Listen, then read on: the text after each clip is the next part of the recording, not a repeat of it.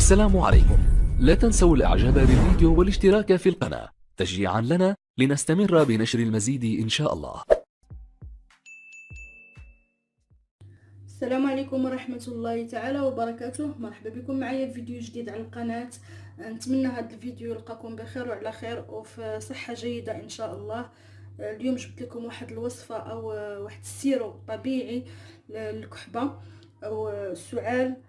كما كتعرفوا مقبلين على الشهر ديال البرد، على ديال الشتاء، يعني نحتاطوا حتى نعياو من البرد، وضروري يعني كيضربنا خصوصا الوليدات الصغار هما خارجين من المدرسه سخونين ولا من النقل المدرسي، كيكونوا يعني الزحام، كيخرجوا كيضربهم البرد، كيكونوا عرقانين مع كيلعبوا هذا كيخرجوا يعني عرقانين كيضربهم البرد.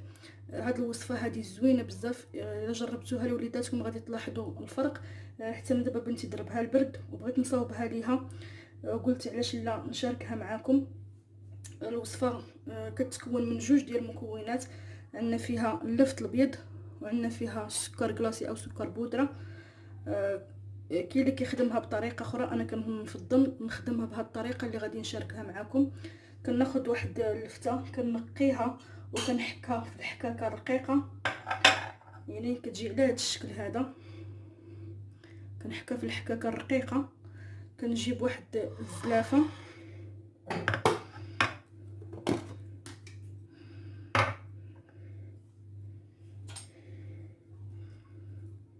يعني ندير تقريبا لفته كبيره،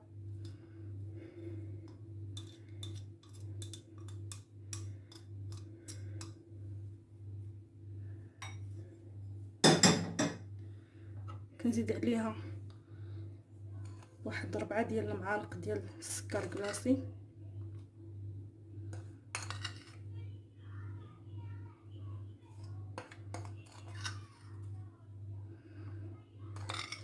هاد السكر هذا مع اللفت غادي يطلق الماء وغادي يولي عندنا واحد السيرو. غنصفيوه وغادي نبداو ناخذوه بحال شكل السيرو اللي كناخذو مثلا من الصيدليه 3 ديال المرات تقريبا في النهار. غنخليه تقريبا واحد 12 ساعه حتى يذوب هاد السكر هذا مع هاد اللفت اللي حكينا مزيان.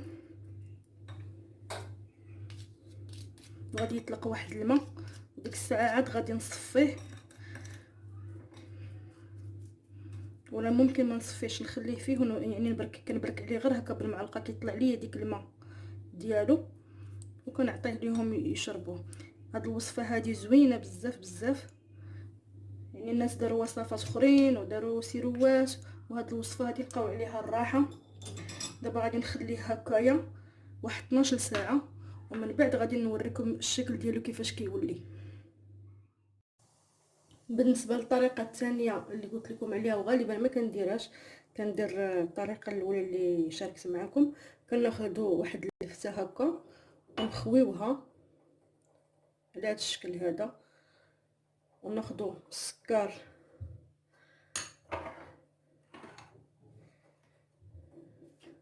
وكنعمروه فيها. وهذه هي الطريقه المتداوله غالبا.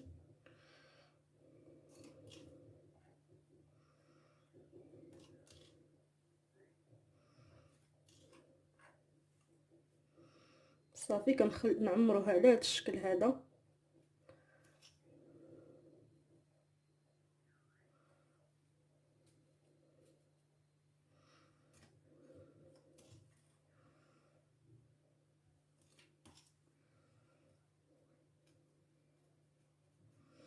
وكنديروا عليها هاد الطربوش ديالها وكنخليوها حتى هي. صافي كنخليوها حتى هي تقريبا واحد 12 ساعه حتى كيولي لنا ديك السكر اللي فيها لداخل سيرو، وعاد كنستعملوها.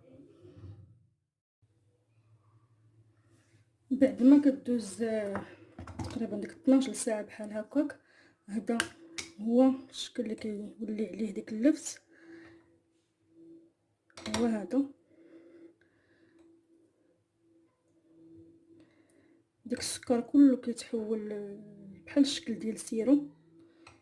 وبالنسبه الفتة اللي كنت عمرت كتجي تاهي على هذا الشكل هذا. شوفوا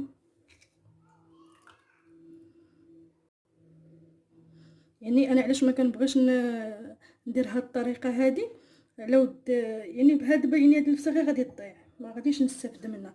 هاكا نقدر نعطيه ليهم حتى يعني هاكا بلا ما نصفيه بلا ما والو.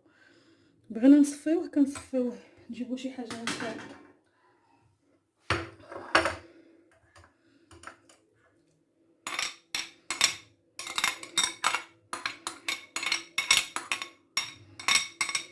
نخويوه هكايا ونديرو له هكايا نصفيوه.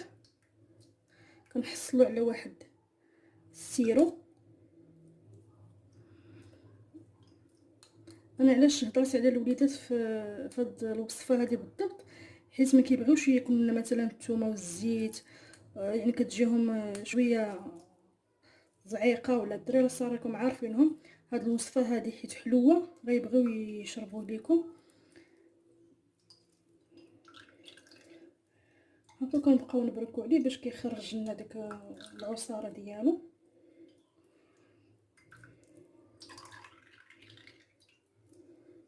صافي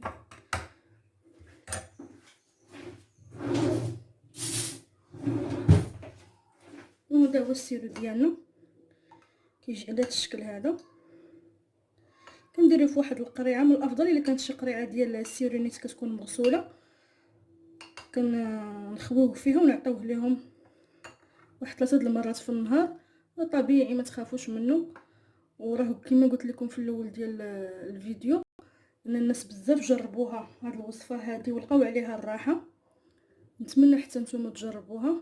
بالنسبه منين كنت حكيت اللفت ودرت عليه السكر، درته في واحد البلاكار بعيد على الاشعه ديال الشمس ولا على الاشعه ديال الضوء، وخليته ديك 12 ساعه اللي قلت لكم. دابا غادي نديرو في واحد القرعه وغادي نبدا نعطي ليهم، وان شاء الله الله يشافي الجميع.